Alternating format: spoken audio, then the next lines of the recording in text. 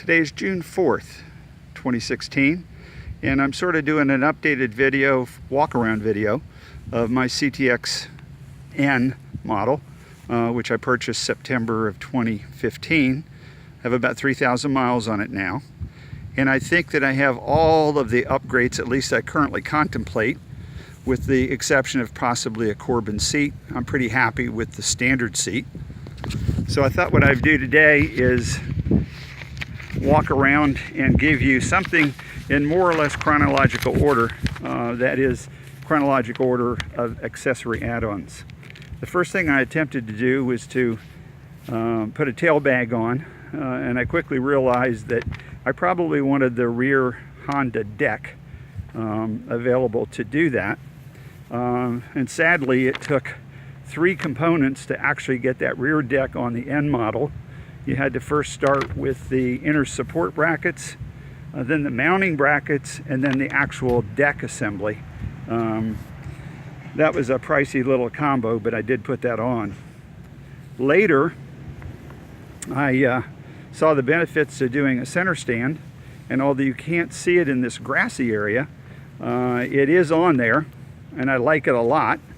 And the only thing I had to do once I returned to the OEM exhaust unit was I had to readjust the attachment points, the heads of those bolts, which are right below that shroud, tended to interfere with the center stand, and I had to relocate those. While I'm down here, I did put the OEM exhaust back on, but I did a flat 2,000 degree high temp paint, courtesy of, I think, Rust-Oleum, which I got at the local hardware store for about $7. I like the combo, and I've returned to the sound, if you will. The other thing I noticed on the bike was that I needed a little wind protection, and initially I tried the Puig Raphael unit, but it just wasn't quite enough for me.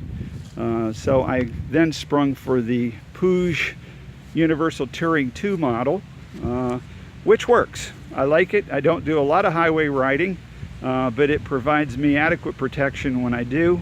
And around town, it's a sweet addition. I got that through Revzilla.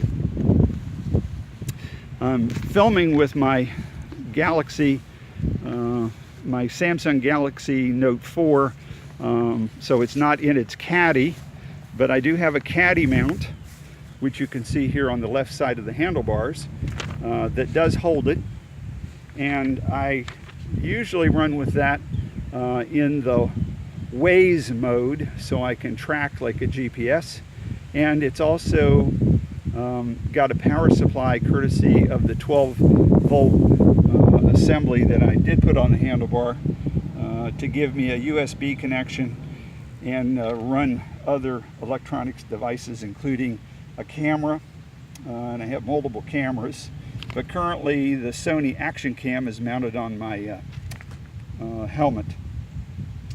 I previously said that I went back to the OEM exhaust. That was after experimenting with the Kaufman. I like the Kaufman, I like the sound, but eventually appearance won out, and I really like that blacked out OEM exhaust look.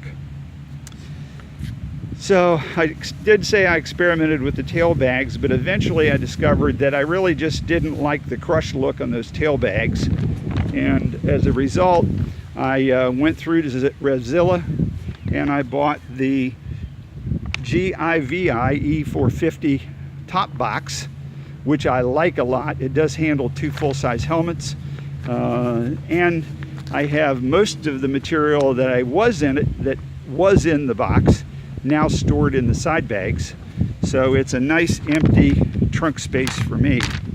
The saddlebags, as you can see, are the OEM units. I bought those through WebBike initially, and returned it when I discovered the Pro Caliber was about $150 cheaper. So I bought those through Pro Caliber.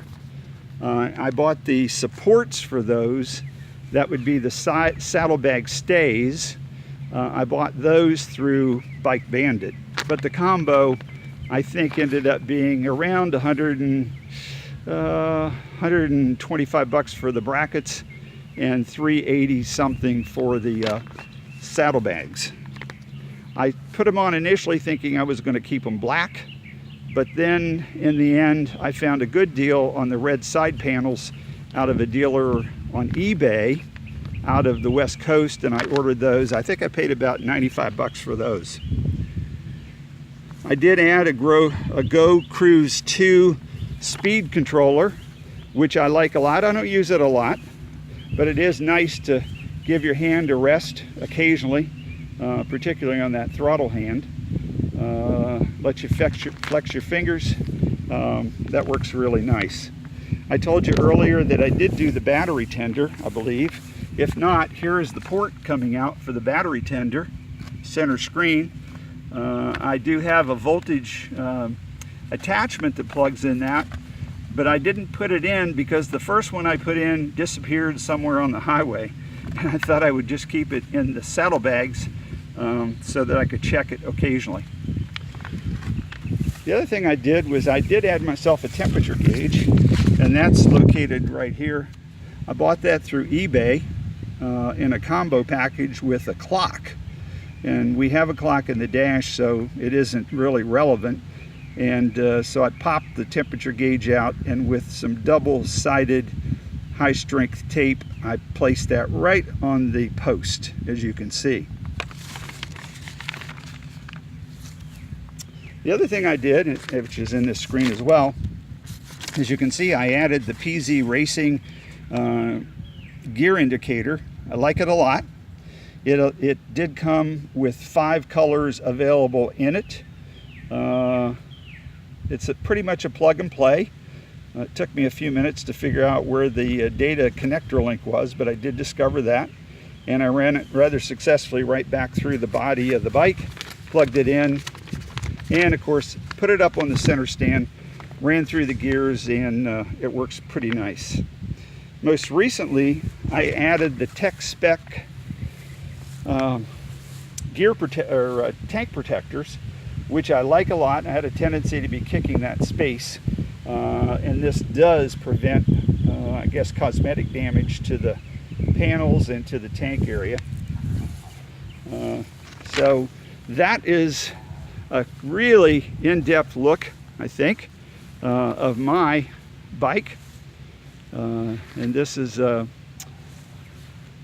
of the near the Naval Academy in Annapolis, Maryland. It picked a nice sunny, shady spot. I hope the pictures show up well. Take a look. I'll have it on the internet later, and possibly with some extra comments.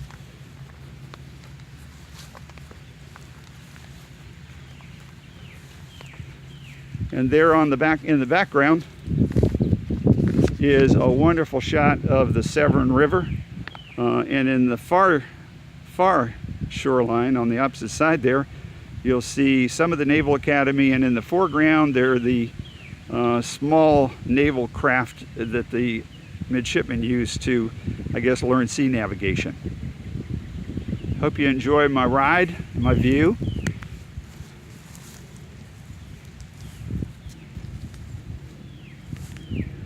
Thanks for watching.